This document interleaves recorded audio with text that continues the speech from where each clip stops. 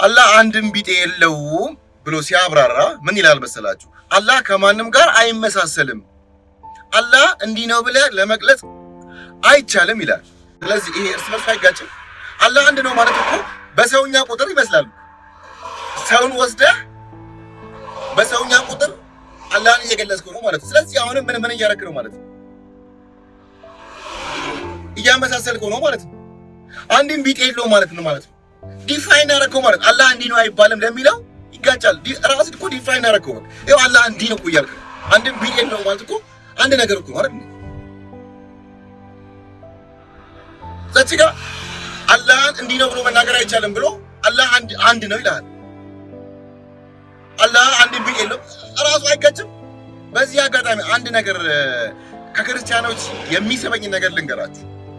ክርስቲያኖች መጽሐፍ ወይም ኢየሱስ የክርስቲያኖች መጽሐፍ ወይም ኢየሱስ ሃይማኖትን አልሰበክም።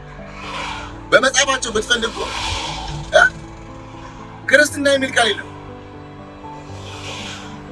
ቢኖርም ክርስትና ሃይማኖት አይደለም።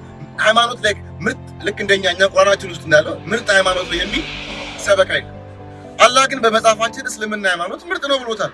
የዓለማቱ ጌታ እንዴት የምድርን ሰዎች ከፋፍሎ ግሩፕ ፓርቲ ይፈጥራል?